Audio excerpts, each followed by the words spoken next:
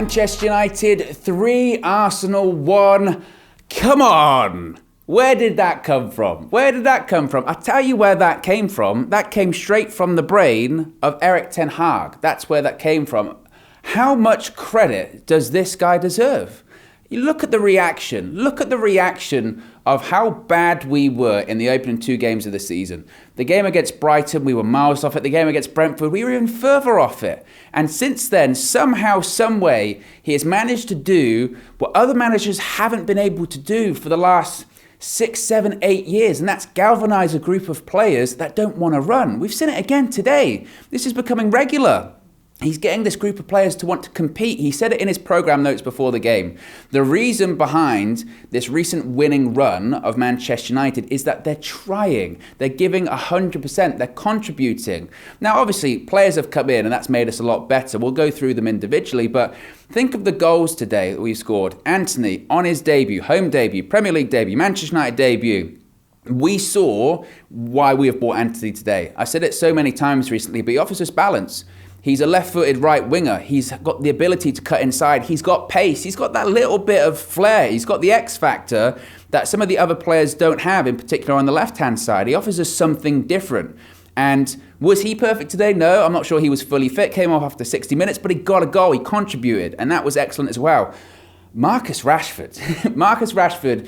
So many times in recent games, I've been frustrated with him as a number 9 because his hold-up play maybe isn't there or his touch is a little bit off, but the numbers don't lie. And you cannot argue with the numbers that he is putting up at the moment. He's getting assists, he's getting goals. I do think he's still way more effective off the left-hand side. That's how he got his 2 goals this afternoon. But he looks rejuvenated. Now, I'm not saying give him a new contract. I'm not saying, he's going to start talking to PSG or anything like that again, but this is a player that, again, I watched last season and even at points earlier on this season, just a few games ago, you would say he's walking, he looks lethargic, but this is a guy that somehow Erik ten Hag, again, has been able to galvanise, and he deserves so much credit for that.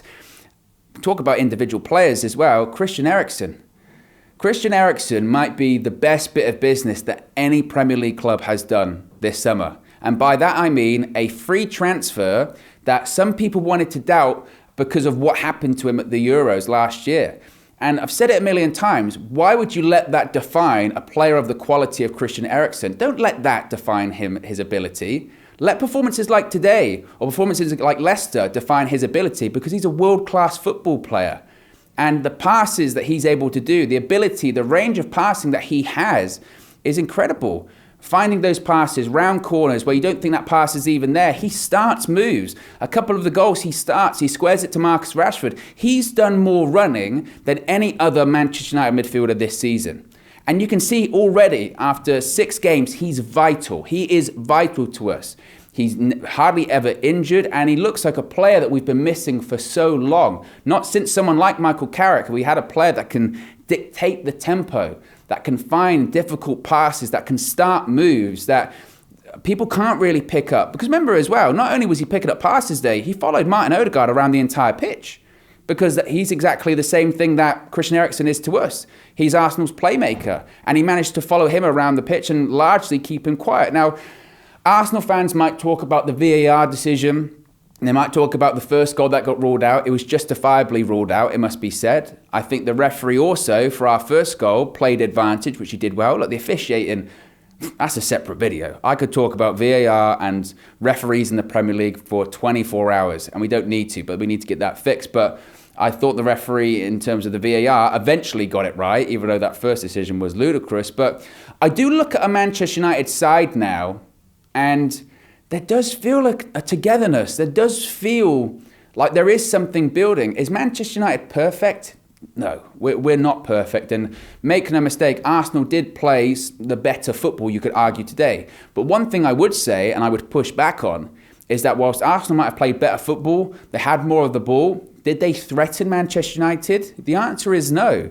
You look at the goals that Manchester United have conceded when Martinez and Varane have been the centre-back partnership. They've been really mistakes. The goal we conceded today was Varane giving it away, and De Gea comes out into no man's land, and essentially Saka taps it into an empty net. We were our own worst enemy. You didn't look at David De Gea having to make wonder saves. You didn't look at the defenders having to make last-minute blocks or last-gasp blocks. I thought, again, we defended well. I think that Dallo and Malacia also reacted and recovered very well, because for maybe 60 minutes, Martinelli and Saka, respectively, had them on toast a little bit. But as the game went on, I think they reacted and they adapted well. And I think also Erik ten Hag adapted and reacted well. He saw a situation where we were just so overloaded in midfield, and that was because you had people like Zinchenko that come from left back into midfield, and we just couldn't handle it. So what did he say? What should we do? Should we still try and play this Ajax-style total football when we're playing it out from the back and we're dominating possession? No, we can't do that. We can't do that anyway, let alone against Arsenal, when they've got more technical players than us. They're more suited to their game plan. They've got 3 years of knowing what Mikel Arteta wants. No, we shouldn't do that. What we should do is do the best tactic, the best philosophy to win the match. And that was hit them on the break. Every time we won the ball back, yes, we gave it away a lot immediately, which was incredibly frustrating. But for the 2 goals in the second half in particular, and really the one in the first half, we won the ball back, quickly move the ball. They play a high line. Between the lines, give it to Rashford or have someone run onto it in an Anthony. That's exactly what happened. And again, I think Ten Hag deserves a ton of credit, because it's a tale of 2 coaches really today. You had Mikel Arteta that stuck with his philosophy, stuck with his game plan, even though that it really wasn't affecting Manchester United negatively. And you had Erik ten Hag, who adapted his game plan, changed his tactics, and he won the game.